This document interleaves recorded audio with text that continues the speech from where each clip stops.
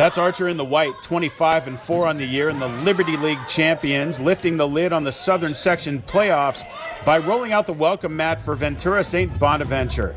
The Bonnies enter at 9-15 on the year, and they're the 4 seed out of the Tri-Valley League. To the action, first game, Archer in the near court. Panthers lead 14-7, looking to add to that spread. St. Bonaventure uses their 3 to send it back over, and that's about the time that Zoe Pelikan tees up Cydney Johnson for the big hit. Cydney puts it away, and Archer leads 15-7 opening frame.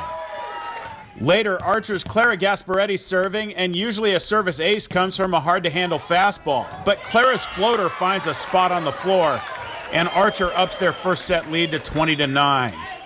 Next point, here's a typical Gasparetti laser. Bonnie can't handle the heat and spin. It's another service ace, and the Panthers post a 21-9 lead.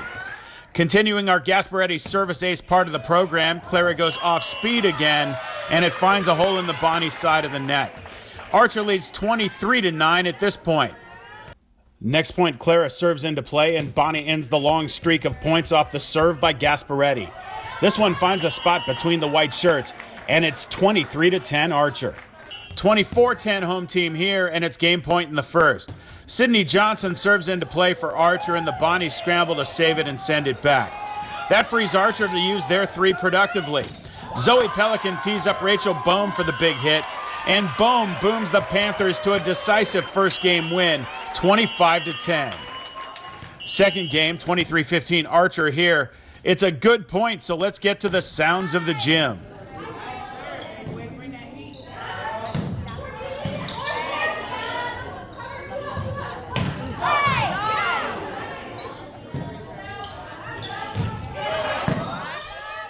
Pelikan sets for Johnson, who smacks it through the Bonnie block, and Archer's at game point in game 2. It's 24-15 home team. And here's game point number 2 in game number 2. Bonnie serving in the far court, and Archer works it around to Sophie Smyth on the left of your screen. She goes for the dink that gets dug out by Bonnie, but on the return, the green shirts go long on the back line, and Archer wins the second game 25-16 to go up 2-zip in the race to 3.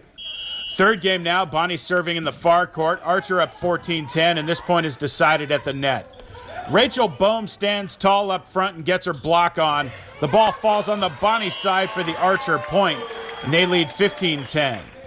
Later, it's Locke Luhnow serving for Archer, and it's Locke Luhnow acing for Archer. The unreturnable missile gives the home team a 17-12 lead in the third. And here's match point. Bonnie is serving, and it flies wide of the line, and that's it. Archer wins in 3 straight, 25-21 in the third. The Panthers move on in the playoffs for a second-round date with Claremont Webb.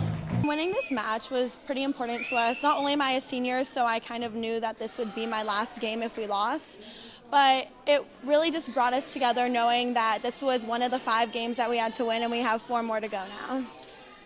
We can go the distance because we have a great bond between everyone on the team. Everyone communicates so well. Like, we all genuinely like each other, which I think matters, and it creates this chemistry that I think will make us go far. I think our momentum is really strong. I think we know not to become overconfident in matches now, because during the season there were a few times where we did and we got caught up with it. But now we're just really confident in our abilities, and we have a solid bench, a solid team on the court, and we're all family. Everybody does their share. Everyone has their key moments that create this momentum, but I don't think anyone's a star and pulls the team through. I think it's a group effort.